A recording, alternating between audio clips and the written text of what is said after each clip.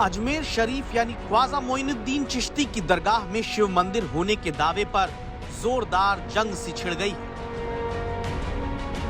Fortunately ex chief justice साहब ने ऐसा एक जजमेंट दे दिया कि अब अभी तो पहले मस्जिदों में शिवलिंग ढूंढे जाते थे, अब तो ये हमारे जो जियारतें हैं, हमारे जो श्राइन्स हैं, और वो भी अजमेर शरीफ जैसी श्राइन जहां मुसलमानों से ज्यादा हिंदू श्रद्धा रखते हैं, हिंदू लोग ज्यादा जाते हैं, मन्नत मांगते हैं, और 800 साल पुरानी ये जियारत है। तो मुझे लगता है कि इसके बाद मुसलमानों के घरों में ढूंढना शुरू कर देंगे, तो ये तो मुल्क को बंटवारे की तरफ लेके जा रहा है। इस किस्म की जो हरकतें करें उन पर पाबंदी लगाए, जबकि ये कानून बन चुका है 1991 में। उस कानून के मुताबिक हम लोगों को अपने इबादतगाहों का तहफ़्फ़ुज़ हुकूमत का काम है करें, और जो इस तरीके से हुकूमत ने जो कानून बनाया है उसकी खिलाफ वर्जी कर रहे हैं उन पर कानूनी कार्रवाई की जाए। मिट गए मिटते हैं मिट जाएंगे आदा तेरे, न मिटा है न मिटेगा कभी चर्चा तेरा। हुजूर गरीब नवाज का चर्चा कल भी था, आज भी है, और इंशाअल्लाह ताला क़यामत तक रहेगा। हमारे हिंदू राष्ट्र में हर एक जमीन पे अधिकार सिर्फ हमारे हिंदू समाज का है। ये जो हो रहा है ये तमाशा हो रहा है इस मुल्क के साथ। कब तक ये सियासी लोग और ऐसे नफरत फैलाने वाले लोग अपनी दाल रोटी चलाने के लिए, अपनी दुकान चलाने के लिए मजहब के नाम पर खेलते रहेंगे और मुसलमानों के मजहबी मकामात को निशाना बनाते रहेंगे। हिंदू सेना के अध्यक्ष और दिल्ली के रहने वाले विष्णु गुप्ता जिला अदालत में किताब के हवाले से याचिका दाखिल करते हैं और अजमेर शरीफ की दरगाह की जगह शिव मंदिर होने का दावा करते हैं। बड़ी बात यह कि विष्णु गुप्ता की याचिका स्वीकार कर ली गई है।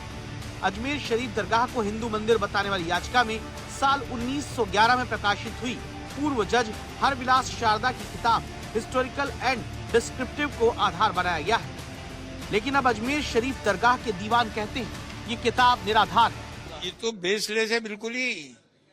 आप उस जो डॉक्यूमेंट यानी जो किताब वो अपनी विटनेस के अंदर लेकर के आए हैं और वो किताब उन्होंने पेश की है कोर्ट के अंदर, उसके पेज नंबर 92 के ऊपर बिल्कुल क्लियर कट दिया हुआ है।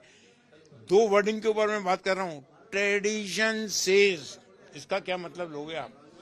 उस पुस्तक में 1910 में लिखी गई है। उससे पहले 1890 में वो म्यूनसिपालिटी के चीफ कमिश्नर थे वहाँ, और अंग्रेजी सरकार में जो स्ट्रॉन्ग कमेटी होती थी ब्रिटिश काउंसिल में, उसमें वो मेंबर थे, कोई हल्के आदमी नहीं है, और उनके नाम से अजमेर में सड़कों के नाम है। और उन्होंने वो बाद में सेशन जज भी रहे। उनमें हमने जज साहब को यही बात बताई, उनकी बात में कुछ तो गंभीरता रही होगी। Without any proof, without any findings, परंपरा ये कह रही है। कहाँ परंपरा कह रही है, कहाँ लिखा है? यहाँ 200 साल मराठों की हुकूमत रही, रजवाड़े रहे, ब्रिटिश की पीरियड रही, सल्तनत रही, प्राइम मिनिस्टर की चादर आती है, हर धर्म जाति के लोग आते हैं, इंक्वायरी कमीशन 2-2 बार बैठे हैं यहाँ, दरगाह ख्वाजा साहब एक्ट में एक कवर होती है। इन सब की बातों को नजरअंदाज कर दो। अरे एक लाइन लिखी हुई है, एक ने किताब लिख दी, तो उस पर आके दरगाह पे कब्जा करने की बात करोगे? अब अजमेर शरीफ की दरगाह को हिंदू मंदिर बताने वाली याचिका पर 20 दिसंबर को सुनवाई होगी। ऐसे में विपक्ष कहता है कि जब ऐसे ही पूजा स्थलों को टारगेट किया जाएगा तो फिर 1991 में बने प्लेस ऑफ वर्शिप एक्ट का मतलब क्या रह जाता है। विपक्ष पूछता है कि उस एक्ट को खत्म ही क्यों नहीं कर देती सरकार। 15 अगस्त 47 के धार्मिक स्थलों को लेकर कानून पास हो गया पार्लियामेंट में। उसके बाद में बार बार मंदिर दरगाह में क्या था, पहले क्या था, उसी में फंसे रहेंगे। जब कोई प्रकरण न्यायालय में विचाराधीन हो तो उस प्रकरण के संबंध में न्यायालय से बाहर उस पर कोई प्रश्न चिन्ह नहीं लगाया जा सकता। अपना जो भी पक्ष है वो व्यक्ति न्यायालय में जाकर रख सकता है। आपको बता दें कि अजमेर की सिविल कोर्ट ने हिंदू पक्ष की याचिका स्वीकार करते हुए एएसआई, दरगाह कमेटी और केंद्रीय अल्पसंख्यक मंत्रालय को नोटिस जारी करके पूरे मामले पर जवाब मांगा है।